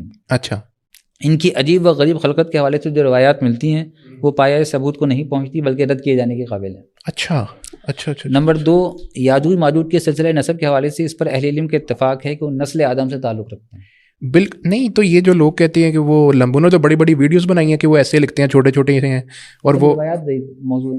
اچھا وہ تو انسانوں کی طرح ہی ہیں وہ. جی اچھا اچھا اچھا اچھا اچھا بڑی بات ہے یہ تو. آپ ایک اور بات یہ دیکھیں کہ ہم ذوالقرنین علیہ السلام کا جو قصہ دیکھتے ہیں اور قوم آتی ہے کہ یاجوج ماجوج, انہوں نے یاجوج ماجوج کے بارے میں یہ کہا کہ وہ انسان نہیں ہے. نہیں بالکل نہیں, جبکہ یہ بتانے والی بات تھی اگر وہ انسان نہیں تھے. ہاں جی ایگزیکٹلی وہ تو اس کو انسان کے طور پہ ہی ڈیل کر رہے ہیں. ہاں اس کی فطرت بتا رہے ہیں کہ بھائی بہت سرکش اور سرکش ہیں وہ. جی وہ تو ہے. جیسے ہم اگر منگولوں کی تاریخ پڑھیں تو وہ بھی کچھ کم سرکش نہیں تھے, انسانوں کی کھوپڑیوں کے مینار بنا. تو کچھ لوگ جو انہیں کو یاجوج ماجوج سمجھتے ہیں, بعض لوگ یہ بھی کہتے ہیں. اچھا خیر ہم آگے. جی ضرور.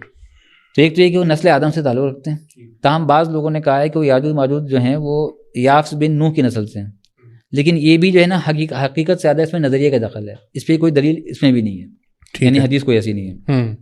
البتہ ہمارے یہاں یہ چل گیا, اور اس کی چل جانے کی وجہ ہے کہ بائبل میں جو انصاب بیان ہوئے ہیں نوح علیہ السلام کی اولادوں کے, تو اس میں ایک دو نام آ جاتے ہیں ملتے جلتے, تو اس سے لوگوں نے یہ قیاس کر لیا. لیکن اگر ہم بات کریں بائبل کی اور ان اسلامی کتابوں کی تاریخ کی, تو اس قسم کے کامن نام بہت سارے آتے رہتے ہیں, تو اس کی بنیاد پہ ہم نہیں کہہ سکتے. اچھا اب یاجوج ماجوج جو ہیں مفسدون فی الارض ہیں, فساد کا داعیہ ان میں طبعی طور پہ پایا جاتا ہے, یہ ایک ان کی علامت ہوگی. یاجوج ماجوج صدیوں مختلف ٹکڑیوں کی شکل میں متبدل دنیا سے ملتے رہے ہیں اور انہیں میں ضم ہوتے بھی چلے گئے. اچھا اچھا اچھا اچھا اچھا اچھا. اصل میں میرا ذاتی جو نقطہ نظر ہے جی وہ میں بیان کر دوں کہ وہ اصلاً جو ہے قابیل کی نسل سے ہیں. اچھا صحیح. اب آپ جس نے پہلا گناہ کیا تھا. جی تو اب آپ کی دلچسپی بڑھ گئی. بالکل ہے میں ہو جاتا ہوں. ایک بڑی قابل غور بات ہے جو سوچنے کی ہے. ہم دیکھتے ہیں کہ شیطان نے اللہ تعالیٰ سے ٹکر لی, نعوذ باللہ من ذالک. انسانی تاریخ میں پہلا سرکش قوم ہے. انسانی میں تو قابل ہے. اللہ تعالیٰ نے شیطان سے ایک ڈیلنگ کی اور معاملات ہوئے, کیونکہ پہلی دفعہ ایک چیز ہو رہی ہے.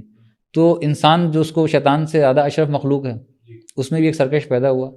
اس کے حوالے سے کوئی ڈیلنگ کا ذکر ہمیں نہیں ملتا. بالکل قرآن میں نہیں ملتا, لیکن بائبل میں ہمیں ملتا ہے. اچھا وہ کیا بتاتا ہوں. دیکھیں باقاعدہ کسی معاہدے کا ذکر نہیں ملتا, تاہم پیدائش میں ایک عبارت ہے, وہ یہ ہے کہ پھر اس نے کہا کہ تو نے یہ کیا کیا, تیرے بھائی کا خون زمین سے مجھ کو پکارتا ہے, اور اب تو زمین کی طرف سے لعنتی ہوا جس نے اپنا منہ پسارا کہ تیرے ہاتھ سے تیرے بھائی کا خون لے. جب تو زمین کو جوتے گا تو اب تجھے اپنی پیداوار نہ دے گی. ٹھیک ہے. اور زمین پر تو خانہ خراب اور آوارہ ہوگا. تب قائن یعنی قابیل نے خداوند سے کہا کہ میری یہ سزا برداشت سے باہر ہے. دیکھ آج تو نے مجھے روئے زمین سے نکال دیا ہے, اور میں تیرے حضور سے روپوش ہو جاؤں گا اور زمین پر خانہ خراب اور آوارہ رہوں گا, اور ایسا ہوگا کہ جو کوئی مجھے پائے گا قتل کر ڈالے گا. تب خداوند نے اسے کہا نہیں, بلکہ جو قائم کو قتل کرے اس سے 7 گنا زیادہ بدلہ لیا جائے گا. اور خداوند نے قائن کے لیے ایک نشان ٹھہرایا کہ کوئی اسے پا کر مار نہ ڈالے. تو اصل میں اس زمین پہ رات ایک درگاہ ہوا, اسے چھوڑ دیا گیا. اچھا اب معاملہ یہ ہے کہ ہمیں بائبل میں قابیل کی نسل کا بھی ذکر ملتا ہے, آپ نے وہی دکھا ہی وہ. جی ایگزیکٹلی.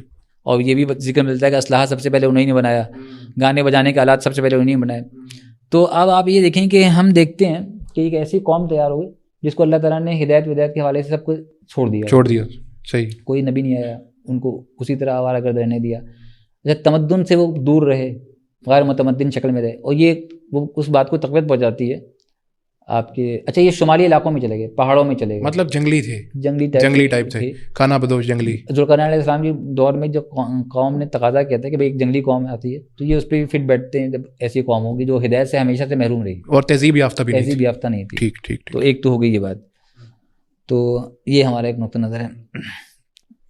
اچھا یہ ایک میں بات ضرور پوچھتا چلتا حالانکہ موضوع سے یہ ریلیٹڈ تو نہیں ہے, لیکن جو نوح علیہ السلام کا طوفان آیا تھا اس بارے میں کہا جاتا ہے کہ اس کے آنے کی وجہ, میں اس میں میرے جاننے کا سوال کا مقصد یہ ہے میں اس کی اوتھینٹسٹی جانوں کہ یہ کس حد تک درست ہے. یہ بات کہا جاتا ہے وہ طوفان آیا اس لیے تھا کہ اس وقت جو زمین تھی نا اس کے اوپر وہ ایسی مخلوقات آ چکی تھیں انسانوں اور پتہ نہیں جنوں کے یا شیطانوں کے کراس کے ساتھ ہیں پتہ نہیں کس طرح سے کہ وہ بالکل ان کی شکل بدل چکی تھی, تو ان کو جو ہے وہ ختم کرنا ضروری تھا. تو یہی بات ہے اس میں.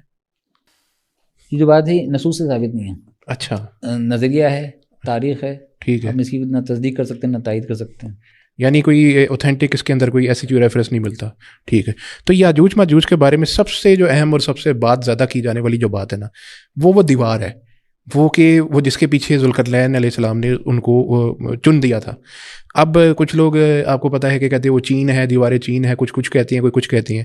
سوال یہ ویسے بنتا ہے, یہ سوال تو درست ہے کہ آخر اگر وہ ہیں تو وہ ہے کہاں پر دیوار؟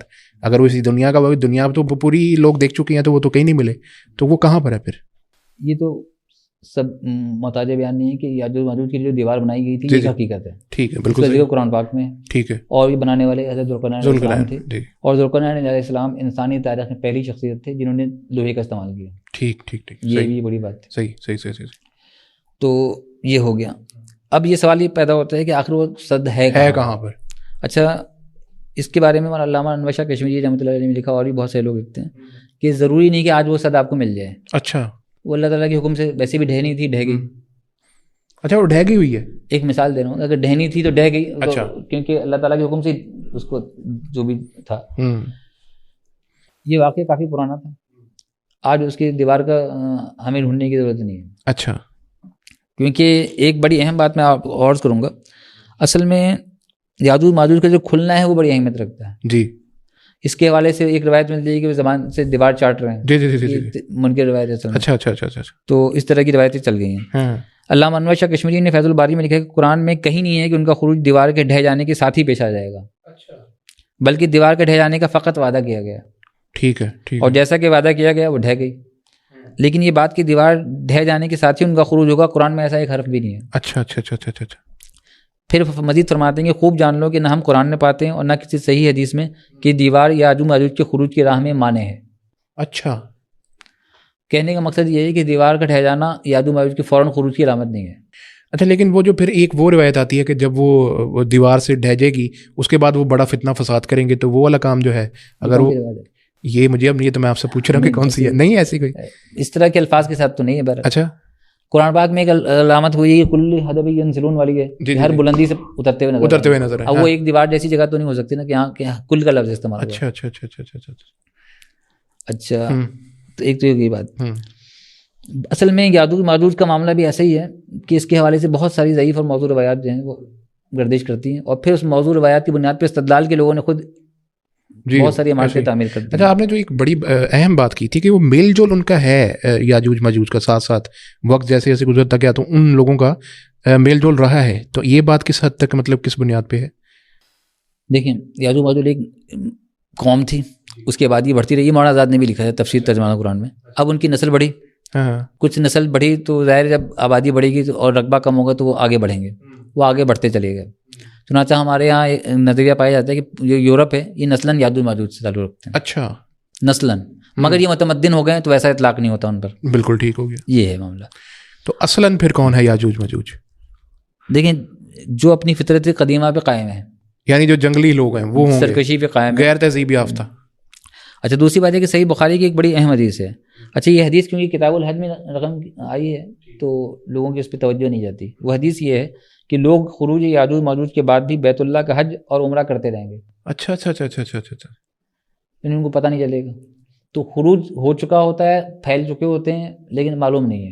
ایک وہ جو حدیث ہے کہ عیسیٰ علیہ السلام جو ہیں وہ مسلمانوں کو لے کر وہ ان کا فتنہ اتنا ہوگا کہ وہ پہاڑوں میں چلے جائیں گے, وہ والی حدیث صحیح ہے؟ جی, وہ تو پھر یہ جو ہے آپ جو بتا رہے ہیں حدیث کہ وہ تو حج عمرہ ہو رہا ہے. تو ابھی میں نے پہلے بھی بات کی تھی نا کہ نسل جو ہے وہ نہیں بدلتی, چاہے آپ متمدن بھی ہو جائیں. تو یہ لوگ متمدن جو ہو گئے, جو پھیل گئے, شامل ہو گئے, جیسے یورپ والے ہو گئے تو متمدن ہو گئے, تو ان کی وہ فطرت نہیں رہی. اب اس پہ ویسا اطلاق نہیں ہوتا. جیسے آج کوئی بھی عربی نسل مسلمان ہو ہندوستان پاکستان میں, جیسے کوئی صدیقی, فاروقی, عثمانی, حسنی, حسینی ہے, تو وہ عرب تو نہیں کہلاتا, پاکستانی کہلائے گا. درست, نسلاً بے شک عرب ہوگا, نسلاً تو وہ ظاہر ہے, تو اس کا اطلاق پاکستانی کی حیثیت سے ہوگا. خود عرب والے اس کو عرب تسلیم کر کے اپنے ملک میں جگہ نہیں دیں. ایگزیکٹلی. تو میں وہی عرض کر رہا ہوں کہ جو ملتے جلتے چلے گئے تو وہ اب یاجوج ماجوج نہیں رہے. ٹھیک ہے, نسلاً ہے لیکن وہ اصلاً نہیں ہے, فطرتاً نہیں. تو وہ یہ تو لیکن بہت بڑی علامات کبریٰ میں سے نہیں ہے ان کا خروج یاجوج ماجوج؟ یقیناً ہے. اب میں اس پہ آتا ہوں. جی ضرور. اور یہ قرآن پاک کی علامات نے ذکر کی, اس نے ذکر کی, تو اس سے تو انکار ہی نہیں ہو سکتا. دیکھیں, قرآن پاک میں ایک آیت ہے کہ وَحَرَامٌ عَلَىٰ قَرْيَةٍ أَهْلَكْنَاهَا أَنَّهُمْ لَا يَرْجِعُونَ حَتَّىٰ إِذَا فُتِحَتْ يَأْجُوجُ وَمَأْجُوجُ وَهُمْ مِنْ كُلِّ حَدَبٍ يَنْسِلُونَ. اور حرام ہے اس بستی والوں پر جسے ہم نے ہلاک کر دیا ہو کہ وہ واپس لوٹ کر آ سکیں. یعنی جو بستی والے ہلاک ہو چکے ہیں وہ واپس لوٹ کر نہیں آ سکتے، یہاں تک کہ یاجوج ماجوج جب کھول دیے جائیں اور وہ ہر بلندی سے دوڑتے ہوئے چلے ہیں. ٹھیک ہے. تو ہم نے جیسے کہ آیت پڑھی اس میں لفظ قریہ استعمال ہوا ہے. اچھا قرآن پاک میں یہ لفظ 33 بار استعمال ہوا ہے. قریت کا 1 بار، قریتکم 2 بار، قریتنا 1 بار، القریتین 1 بار استعمال ہوا ہے. اچھا بعض مقامات جو ہیں خصوصی توجہ کے مستحق ہیں. اچھا یہ کئی آیات ہیں اس لیے میں اس کو اسکپ کر رہا ہوں، لیکن یہاں قریہ کا لفظ ہے وہ یروشلم کے لیے استعمال ہو رہا ہے، بنی اسرائیل کے تناظر میں استعمال ہو رہا ہے. اچھا اچھا اچھا اچھا، یہ صہیونیت سے تعلق بھی جڑ رہا ہے. بنی اسرائیل سے مراد ہے کہ وہ قوم کی بات کر رہا ہوں، قوم کی، ابھی اسرائیل ریاست کی بات. اسرائیلی اچھا ریاست کی ٹھیک ہے، بات صحیح کر ہے رہا ہوں. صحیح ہے صحیح ہے. اچھا ایک بڑی اہم بات ہے کہ قرب قیامت کے حوالے سے اکٹھا کر کے لانے کی جو بات ہے نا وہ 2 قوموں کے لیے کی گئی ہے. ایک تو ہم نے بنی اسرائیل کے حوالے سے بات کی تھی. اچھا کہ وَقُلْنَا مِن بَعْدِهِ لِبَنِي إِسْرَائِيلَ اسْكُنُوا الْأَرْضَ فَإِذَا جَاءَ وَعْدُ الْآخِرَةِ جِئْنَا بِكُمْ لَفِيفًا. یہ آپ کو کہ جب ہم بنی اسرائیل سے کہا کہ تم اس زمین میں آباد رہو، پھر جب آخرت کا وعدہ آئے گا تو ہم تمہیں سمیٹ کر کے اکٹھا کر کے لے آئیں گے. ٹھیک ہے ٹھیک ٹھیک. اچھا خاص یاجوج ماجوج کے بارے میں بھی اللہ تعالیٰ نے فرمایا وَتَرَكْنَا بَعْضَهُمْ يَوْمَئِذٍ يَمُوجُ فِي بَعْضٍ وَنُفِخَ فِي الصُّورِ فَجَمَعْنَاهُمْ جَمْعًا. یہاں بھی جمع کے الفاظ استعمال ہو رہے ہیں.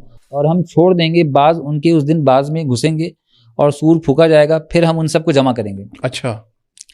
اچھا منتشر قوموں کو یکجا کرنے کے لانے کی جو خبر دی گئی ہے وہ خاص 2 قوموں کے حوالے سے ہے، یعنی ایک بنی اسرائیل اور دوسرے یاجوج ماجوج. اور یہ جو بکھری ہوئی قوموں کو سمیٹنے کا معاملہ ہے اس کا تعلق بھی قرب قیامت کے عہد سے ہے. اچھا کیونکہ دونوں کا ذکر قرآن علامات بہت بڑی علامات میں سے ہے نا ان کا. جی. ایسے میں ریاست اسرائیل کا قیام اور ان کے ساتھ یاجوج ماجوج کے تعلق میں لطیف ربط پایا جاتا ہے. اور ہم کہہ سکتے ہیں کہ دھتکاری ہوئی قوم نے حبل من الناس کی جس طاقت کے سہارے اپنی ریاست قائم کی ہے وہ دراصل یاجوج ماجوج ہی کی طاقت ہے. اچھا اچھا اچھا اچھا. ایک بڑی دلچسپ ہے جی ضرور، بائبل میں مکاشفات کا جو چیپٹر ہے اس میں ایک عبارت ملتی ہے کہ یاجوج دجال جو ہے وہ اپنے ساتھ زمین کے ارد گرد کے برابر یاجوج ماجوج کو لے کر آئے گا. اچھا اچھا اچھا اچھا اچھا. تو وہی بات آ جاتی ہے کہ نسلی یاجوج ماجوج کو، یہ جو آپ یورپ کو دیکھ رہے ہیں یا امریکہ وغیرہ جو بھی تعاون کرتے ہیں اس کے، تو وہ اچھا ایک بات کا جو آپ نے ذکر کیا کہ یاجوج ماجوج کے اور اس کے ساتھ جو تعلق یہ جو اسرائیلی ریاست اور یہ ان کا ہے، تو دجال جب آئے گا تو غالباً روایت میں آتا ہے کہ اس کے ساتھ 70,000 یہودی وہ جڑیں گے اس کا جان اصفہان کی. تو یہ صرف 70,000 ہوں گے، تو یہ ان کی تعداد تو ابھی کافی ہے، کروڑوں میں ہے، تو تب اس وقت صرف 70,000 ہوں گے. اصل میں اس روایت کا پس منظر صرف اتنا ہے کہ دجال جب ظاہر ہوگا، خروج ہوگا اس کا، اچھا اس کا خروج بھی اصفہان سے ہوگا، خراسان سے ہوگا. خراسان سے. اچھا اچھا. یہ حضرت ابوبکر صدیق سے رضی اللہ تعالیٰ عنہ سے روایت ہے کہ وہ خراسان سے ہوگا. اچھا اس پہ بھی میرے خاص استدلال ہے کہ دجال کا ذکر ملتا ہے کہ وہ جزیرے میں قید ہے، اور خراسان کو آپ کسی طرح جزیرہ نہیں کہہ سکتے. ہاں جی بالکل نہیں. اس کا مطلب یہ ہے کہ رہا پہلے ہوگا، اچھا ظاہر بعد میں ہوگا، جو پہلا خروج ہوگا وہ اس طرح ہوگا. ٹھیک ٹھیک ٹھیک. اچھا اس میں جو 70,000 یہودی ساتھ دیں گے یہ پہلے دینے والے لوگ ہیں. اچھا پہلے اس کے بعد پھر اور شامل ہوتے جائیں گے. اچھا ابھی بھی وہ جو ایک وہ ایک بہت اہم اس حوالے سے ایک بات، وہ جو پورٹل والی بات ہے نا، پھر بھی وہ آ جاتی ہے نا، کیونکہ وہ لوگ کہتے بہت ہیں اصل میں کہ اب یاجوج ماجوج کا چونکہ یہاں پر پوری دنیا کے اندر کہیں دیکھنے میں ڈھونڈنے سے وجود وہ والا یا ان کی دیوار کا نہیں ملتا، آپ نے حالانکہ بات واضح کر دی ہے، تو کیا ایسی بات کہنا کہ وہ کسی اور دنیا میں جا چکے ہیں پورٹل کے ذریعے، تو یہ کس حوالے سے یا کس طرح سے غلط ہوگا؟ اگر ایسی کوئی بات کرتا ہے تو اس کو ایسا لگتا ہے کہ میرا استدلال یہ ہے، تو ہم اس کو کیسے غلط کہیں گے؟ دیکھیں اس دنیا کے معاملات ہیں، اس دنیا سے شروع ہوئے اس دنیا میں ختم ہو رہے ہیں. اب اس دنیا سے ہم جب دوسری دنیا کو کنیکٹ کرتے ہیں اور اس کو پورٹل کے ذریعے جوڑنے کی کوشش کرتے ہیں تو ہمیں قرآن کی کسی آیت سے ایک بھی اشارہ نہیں ملتا. اچھا کوئی پورٹل کا ذکر نہیں ملتا کہ پورٹل کھول کے کسی دوسری قوم کے اس دنیا میں بھیج دیا. احادیث میں مزید وضاحت سے چیزیں بیان ہوتی ہیں، وہاں بھی کہیں نہیں ملتا. اچھا تو اس سے بڑا مذاق ہی کچھ نہیں ہو سکتا کہ اللہ اور رسول نے نہیں بتایا اور ہم یہ بات پیدا کر رہے ہیں. صحیح. اچھا پورٹل کو لوگوں نے ایک کھیل بنا دیا ہے. ایک ویڈیو میں نے دیکھی، ایک وظیفہ بتانے والے بڑے ماہر آدمی، اچھا تو وہ فرما رہے ہیں کہ وہ ایک وظیفہ بتائیں گے جس سے آپ پورٹل کے دروازے کھول لیں گے اور استفادہ کریں. اچھا ایسا بھی ہو رہا ہے، تو یہ کھیل بن چکا ہے. نہیں تو یہ ایک اصل میں نا وہ یہ جو ایسے لوگ ہیں جو ایسی چیزیں وہ پورٹل کہیں ایسے ذکر کرتے ہیں، اصل میں وہ سائنس سائی فائی ایک وہ کنسیپٹ ہے نا، سائنس فکشن آپ کو پتہ ہے، اس میں کچھ فلمیں وغیرہ بنتی ہیں، تو یہ ادھر سے بھی کافی حد تک آتا ہے یہ کنسیپٹ. تو یہ تو اس کی ایک بات ہے. البتہ یہ کہ جو ان کا جو وجود ہے بذات خود، چونکہ آپ نے یہ بتایا کہ ایک تو ان کا میل جول اس حوالے سے ہے، لیکن میں نے وہ کنفیوژن ابھی تک کلیئر کرنی ہے. آپ کہہ رہے ہیں کہ ان کا ایک میل جول بھی رہا ہے وقت کے ساتھ ساتھ، لیکن یاجوج ماجوج کا، لیکن وہ بہت بڑی علامات قیامت میں سے، اور علامات کے بہت قریب کی قیامت کی علامت ہے کہ ان کا خروج ہوگا. تو یہ دونوں باتیں آپس میں تھوڑی سی مختلف نہیں لگتی کہ اگر ان کا پہلے سے میل جول ہے تو یہ اتنی بڑی جو علامت ہے قیامت کی وہ پھر ایک دم سے کیسے ظاہر ہوگی اگر وہ اس حوالے سے ہے؟ دیکھیں میں آپ کو جیسے کہ میں نے آپ کو ذکر کیا کہ قابیل کی اولاد میں سے ہیں، یہ ہمارے جی وہ تو ہو گیا، وہ تو ہو گیا. قابیل کی اولاد ظاہر ہے وہ طوفان نوح وغیرہ سے بھی بچ گئی، ایگزیکٹلی وہ ایک اپنی جگہ بستی چلی گئی، اس کے بعد ہی بے انتہا بڑھ گئی. شہوات کا تناسب بہت زیادہ تھا تو اس میں آبادی بڑھنے کی وجہ بھی بہت بڑی بنتی رہی. پھر آپ دیکھیں گے کہ ان کی نسل جو ہے وہ مختلف ٹکڑوں میں تقسیم ہو کر کے متمدن دنیا میں شامل ہوتی چلی گئی. اچھا، تو اس بنیاد پر ان کی نسل، جیسے کہ علامہ نعمان شاہ کشمیری نے لکھا ہے اور بھی بہت سارے لوگوں نے لکھا ہے کہ مغربی اقوام جو ہیں وہ یاجوج ماجوج کی نسل سے ہیں. تو مغربی اقوام کی بات. کچھ لوگ پھر یہ منگول اور یہ چائنیز کو کیوں کہتے ہیں؟ اصل میں خطہ تو یہی تھا منگول والا، یہاں سے ہی ٹوٹ ٹوٹ کے وہ متمدن دنیا میں جاتے تھے، وہ یورپ میں چلے گئے. اصل میں یہاں سے جو ٹکڑے تھے نا وہ ٹوٹ ٹوٹ کے جاتے رہے ہیں، ترکی میں گئے اور آگے چلتے چلے گئے. آپ کا مطلب یہ جو متمدن ہو گئے وہ اب ان سے نکل گئے ہیں، وہ اب وہ جو ہیں جیسے ہم اس پہ اس کا اطلاق نہیں ہوتا، جیسے کہ میں نے آپ کو ایک مثال عرب والوں کی بھی. ٹھیک صحیح. اچھا، لیکن ایک بات پورٹل کے حوالے سے اس موضوع کے اوپر آخری بات ہے، وہ یہ کہ خضر علیہ السلام کا ذکر ہے قرآن میں، اسی میں سورہ کہف میں. اب اس حوالے سے بھی یہ بات کہی جاتی ہے، آپ نے بھی یہ ظاہر یقین دیکھا پڑا ہوگا کہ وہ کہا جاتا ہے کہ وہ بھی کسی دوسری دنیا سے آئے تھے، اور یہ بھی کہا جاتا ہے کہ ان کی جو مچھلی پہلی گئی ہے وہ بھی پورٹل سے کہیں چلی گئی تھی. اور خضر علیہ السلام بھی اسی طرح سے، کیونکہ وہ ایسی باتیں جانتے تھے جو کہ اس دنیا میں کسی بھی شخص کو اس حوالے سے معلوم نہیں ہو سکتے الا کہ وہ کسی اور دنیا سے آئے ہوں. تو پھر آپ اس پہ کیا کہتے ہیں؟ اصل میں جو دعویٰ ہے نا وہ بنائے ناقص پر ہے.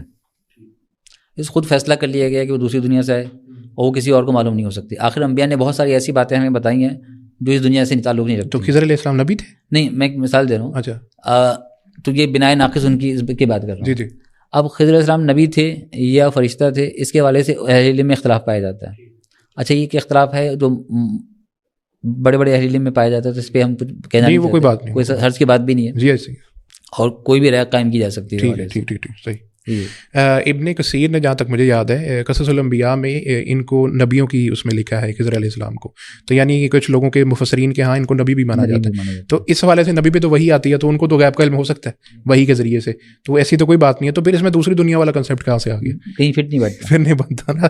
تو یہ بہرحال ایک اہم بات، اور اس پہ آخر پہ ہم اس موضوع کے آ گئے چونکہ ہم نے علامات قیامت کچھ ایسی ذکر کی، اس کے بعد ساتھ ساتھ دجال، اس کی شخصیت اور پھر دجالی نظام کے متعلق بات کی، اور پھر یاجوج ماجوج کے متعلق کی. ایک یہ بات کی جتنے آج کل کے دور میں ہم دیکھ رہے ہیں، آپ کے خیال حالانکہ کسی کو پتہ نہیں ہے، جیسے آپ نے شروع میں کہہ دیا، نہ قیامت کے وقت کا پتہ ہے، نہ یہ علامات کب ظاہر ہوں گی اس کا پتہ ہے. لیکن ایک اہم بات آخر پہ یہ ضرور ہے کہ آپ نے کہا کہ ہم جو علامات صغریٰ ہیں وہ سب پوری ہو چکی ہیں. اب اگلی، وہ ان کے پورے ہونے کا مطلب ہے اگلی جو ہے وہ علامات کبریٰ میں سے ہوگی. تو وہ پہلی کون سی ہوگی آپ کے خیال میں، اور اس کا وقت آپ کس کے نزدیک سمجھتے ہیں؟ اصل میں اس کی جو ترتیب ہے نا، علامات کبریٰ کی ترتیب، اس پہ بھی تھوڑا سا اختلاف پایا جاتا ہے. اچھا. اور اس کے حوالے سے لوگ اپنے فکر و فہم کے مطابق ایک رائے قائم کرتے ہیں. 10 بڑی نشانیاں کہ جزیرۃ العرب میں لوگوں کا زمین میں دھنس جانا، یعنی کوئی زلزلہ آئے گا؟ زمین میں دھنس جانا. اچھا، لوگوں کا. اچھا، 10 جانا. مشرق میں لوگوں کا زمین میں دھنسنا، مغرب میں لوگوں کے زمین میں دھنسنا، دجال کا ظہور، عیسیٰ ابن مریم کا نزول، یاجوج ماجوج کا خروج، سورج کا مغرب سے طلوع ہونا، دابۃ الارض کا نکلنا، دھوئیں کا نکلنا، یمن کے شہر عدن کے آخری علاقے سے آگ کا نکلنا. تو یہ ساری مختلف روایات پائی جاتی ہیں. اس کی ترتیب میں ایک اختلاف پایا جاتا ہے. ٹھیک، جو آخری ہے وہ تو قیامت کے جو بالکل وہ ہے وہ آگ کا نکلنا، وہ آخری ہے. اور اس سے پہلے جو دابۃ الارض کا ایک ذکر ہے، میں یہ بھی میں ساتھ ساتھ میں پوچھتا چلوں، اس کے بارے میں بھی کہا جاتا ہے یہ بھی پورٹل سے آئے گا اس دنیا پہ. یہ کہاں تک درست ہے؟ دابۃ الارض اگر نام پہ جائیں تو زمین سے ہی نکلے گا، اسی زمین سے. اچھا، یعنی اسی زمین کے اندر رہنے والا کوئی مخلوق ہے، اللہ کے حکم سے نکلے گا، اور وہ کلام بھی کرے گا. یہ بھی اللہ کے حکم سے، یعنی وہ جانور بھی پایا نہیں جاتا، وہ بعد میں آئے گا. ٹھیک ہے، تو مطلب ہے کہ اس کے بعد پہلی علامت جو ہے اس کے بارے میں اختلاف ہے کہ ابھی علامات کبریٰ سے پہلی کون سی ہوگی؟ اصل میں زمین کے دھسنے وغیرہ کی یہ پہلی ہے، ان میں ہی ہمارا بھی جزیرۃ العرب میں سے یہ پہلی ہوگی کہ زمین دھسے گی. ٹھیک. میں ایسے میں 2 نکات اہم ترین بیان کرنا چاہتا ہوں. ضرور. نمبر 1 تو ہم دجالی معاشرے کی بات کریں گے. جیسا کہ میں نے عرض کیا تھا کہ فرعونی معاشرہ جو ہے وہ دجالی معاشرے کی ایک ابتدائی شکل ہے. ٹھیک ہے. لیکن فرعونی معاشرے میں طاغوت کے 4 ستون ہیں. خود فرعون جو سرکشی کی معراج پر ہے اور الوہیت کا دعویٰ کرتا ہے. حامان جو ایڈوانس ٹیکنالوجی کے مظہر تھا اس دور میں، سراسر مادیت کا مظہر تھا. اچھا، آپ کو پتہ ہی ہے ٹیکنالوجی وزیر تعمیرات تھا فرعون کا، وہ جو حامان، احرام مصر وغیرہ وہ ان کی حامان کے بارے میں. اچھا، اس کے بارے میں بھی آتا ہے، کافی ٹیکنالوجی اس کے اندر ہے. ٹھیک ہے. اور قارون جو کہ معاشی قوت کو ہتھیار بناتا تھا، انسانوں کی ایمان کو خرید و فروخت کرتا تھا، وہ بہت بڑی معاشی قوت تھا اس دور کی. اور نمبر 4 سامری، جو حقیقت اور مثال کے فاصلے کو مٹا کر کے فن ساحری سے جو ہے نا لوگوں کے سامنے دجل و فریب پیدا کرتے تھے. ٹھیک ٹھیک ٹھیک ٹھیک. یہ فرعونی معاشرے کے اجزائے ترکیبی ہیں، 3 اجزائے ترکیبی ہیں جو دجالی معاشرے کی ایک بالکل ابتدائی شکل ہے. یہ 3 عناصر ملتے ہیں تو جو چوتھا عنصر پیدا ہوتا ہے وہ فرعونیت ہوتا ہے. ٹھیک. ہر دور میں اللہ تعالیٰ سے بغاوت اور سرکشی کے لیے ایڈوانس ٹیکنالوجی، غیر معمولی معاشی قوت اور فن ساحری یعنی دجل و فریب جو ہے وہ درکار ہے. قرآن کریم کے ایک مقام میں ان چاروں کا ذکر ایک ساتھ آیا ہے. وَلَقَدْ أَرْسَلْنَا مُوسَىٰ بِآيَاتِنَا وَسُلْطَانٍ مُبِينٍ إِلَىٰ فِرْعَوْنَ وَحَامَانَ وَقَارُونَ وَقَالُوا سَاحِرٌ كَذَّابٌ. یہاں سامری کا نام موجود نہیں ہے. ٹھیک ہے. لیکن جب موسیٰ علیہ السلام اپنی آیات نشانیاں لے کے گئے تو ان تینوں نے یعنی فرعون، حامان اور قارون نے ان موسیٰ علیہ السلام کو سنتے ہی ساحر کذاب کہا. دراصل یہاں جو الزام ان پہ عائد کیا، اس الزام میں وہ اپنے معاشرے کے چوتھے تیسرے ستون کو ہی یاد کر رہے تھے، یعنی کہ دجل و فریب، جس کا دورہ فرعونی معاشرے میں بہت زیادہ تھا. بالکل تھا. تو یہ ایک معاملہ تھا. تو موسیٰ علیہ السلام تو ظاہر ہے ساحر کذاب نہیں تھے، وہ اللہ تعالیٰ کی نشانیاں لے کر آئے تھے، سلطان مبین لے کر آئے تھے. لیکن اصلاً جو ہے معاملہ کہ یہ 3 عناصر ملتے ہیں تو پھر چوتھا فرعونیت کا پیدا ہوتا ہے، اور آج ہمارے دور میں بالکل یہی معاملہ ہے. اچھا، جو دجال کے بارے میں آتا ہے کہ اس کے پاس جو غیر مرئی قوتیں ہوں گی، کیا وہ جادو ہوگا یا ٹیکنالوجی ہوگی، کیا ہے وہ؟ لیکن آج ہم سائنس کی بعض تحقیقات کو دیکھتے ہیں تو وہ ہمیں نظر آتا ہے کہ سائنس دجال کی خدمت میں ہے. اچھا. اور جو دجال کی جو طاقتیں بیان کی گئی ہیں، ہم دیکھیں تو سائنس نے آج اس کی ایک ابتدائی شکل پیش کی ہے. ٹھیک ہے. بہت ساری چیزوں میں ہم اس کی ابتدائی شکل میں دیکھتے ہیں. دجال اس کو ایک انتہائی بلند مقام پہ لے جائے گا. جیسے مصنوعی بارش برسا دینا، لوگوں کو غذائی فراہم کرنا، مردے سے ملا دینا. تو یہ سب جو ہے ایک ابتدائی شکل. جینیٹیکل سائنس پہ آپ کو پتہ ہی بہت کام ہو رہا ہے، اس پہ دجال اور ارتقا کر لے کے آئے گا. بالکل بالکل. اب میں آخر میں آپ کو سے بھی یہ عرض کرنا چاہتا ہوں کہ سورہ کہف کے حوالے سے چند مخصوص نکات بیان کر رہا ہوں. ویسے سورہ کہف جو ہے وہ بیش قیمت نکات کا خزانہ ہے، اور ہمیں عصر دجالیت میں سورہ کہف سے ساری مدد ملتی ہے. ہم عصر دجالیت کو سمجھ بھی سکتے ہیں اور دجال کے فریب سے اچھی طرح ہم بچ بھی سکتے ہیں. سورہ کہف کی روشنی میں ہم دیکھتے ہیں کہ اصحاب کہف کا پہلا قصہ آتا ہے. اس سے ہمیں سب سے بڑا سبق یہ ملتا ہے کہ ایمان ہماری سب سے قیمتی متاع ہے. بالکل ٹھیک. اس کو بچانے کے لیے ہمیں کچھ بھی کرنا پڑے ہم کر سکتے ہیں، ہمیں کرنا چاہیے. چاہے غار میں چلے جائیں، کہیں پہاڑ میں پناہ لیں. تو اصحاب کہف کے سبق سے، حالات سے ہمیں یہی سبق ملتا ہے. دوسرا، ہم باغ والے قصے میں دیکھتے ہیں کہ ایک مادیت پرستانہ سوچ ہے، ایک ایمانی سوچ ہے. ایمانی سوچ جو ہے وہ اسباب پہ نظر نہیں ڈالتی ہے، خالق کے اسباب پہ نظر ڈالتی ہے. اور مادیت پرستانہ سوچ جو ہے وہ اسباب میں اس طرح گم ہو جاتا ہے کہ اسے خالق کے اسباب نظر نہیں آتا. تو میں آج یہ کہوں گا کہ آج کے دور میں بالخصوص بصارت سے زیادہ بصیرت کی ضرورت ہے. بالکل ٹھیک. تو یہ ایک اہم چیز ہے. نمبر 3 یہ کہ سیدنا موسیٰ علیہ السلام اور خضر علیہ السلام کے قصے میں ایک بڑا سبق ہمارے لیے پوشیدہ ہے. وہی کہ بعض دفعہ چیزیں جیسی نظر آتی ہیں ویسی ہوتی نہیں. ٹھیک ہے. مشکل حالات آتے ہیں لیکن اس میں شر میں خیر چھپا ہوا ہوتا ہے. تو ہمیں اللہ تعالیٰ پہ صبر اور توکل سے وابستہ رہنا چاہیے اور امید رکھنی چاہیے کہ جو شر اگر ہمارے پاس آ بھی گیا، یہ کوئی فتنہ آیا ہے تو وہ خیر میں تبدیل ہوگا اور حالات بدلیں گے انشاءاللہ. بالکل صحیح. بالکل صحیح. اب جیسے میں چھوٹی سی بات کر دیتا ہوں، جیسے بنیان و مرصوص والی نوبت آئی. جی جی جی. یہ پاکستان کے لیے شر کے طور پر آیا تھا، بالکل، لیکن ہمارے لیے خیر بن گیا. اللہ اس خیر میں ترقی دے اور ہمارے معاملات. اب میں ایک اہم بات بتاؤں کہ مسائل اور وسائل کے اعتبار سے اہل ایمان کی 3 حالتیں سورہ کہف میں بیان ہوئی ہیں، اور اس سے کوئی بھی انسان خالی نہیں ہے. سب سے پہلی حالت ہے اصحاب کہف کی، جن کے پاس محدود ترین وسائل تھے، یعنی بہت معمولی، سب کچھ لٹ چکا تھا اور وہ اپنے ہاتھ میں چند سکے لے کر کے غار میں پوشیدہ ہو گئے. ایسی حالت آج بھی بہت سے لوگوں کی ہوتی ہے. بالکل ایسی. اس حالت میں توکل اللہ جس طرح اصحاب کہف نے کیا، ہمیں بھی کرنا چاہیے. بے شک بے شک. نمبر 2 ہم دیکھتے ہیں کہ کچھ لوگ ہوتے ہیں جن کو مناسب قسم کے وسائل ملتے ہیں، مڈل کلاس لوگ کہہ لیجیے. تو اس میں ہمیں باغ والے اہل ایمان کا رویہ اختیار کرنا چاہیے. بالکل صحیح. اور اسباب پہ نظر ڈالنے کے بجائے خالق کے اسباب سے وابستہ رہنا چاہیے. اور تیسری شخصیت ہمیں ملتی ہے سیدنا ذوالقرنین علیہ السلام کی، جنہیں غیر محدود وسائل ملے، اور ایسا کہ مسائل کی شاید گزری نہیں ان کی زندگی میں، لیکن جتنے غیر محدود وسائل ملے اس کی موجودگی میں ان کی کمال کی عاجزی رہی. بے شک بے شک. وہ اپنے تمام اعمال کو حاضر رحمتوں میں ربی کہہ کر کے پیش کرتے ہیں. تو آج ہمیں بھی اسی 3 حالتوں میں انہی 3 کرداروں کو منتخب کرنا چاہیے. ڈاکٹر صاحب، کسی بھی دینی علم کے حوالے سے بالعموم اور علامات قیامت یا واقعات دجال کے حوالے سے بالخصوص یہ جاننا ضروری ہے کہ اس کا ماخذ علم کیا ہے.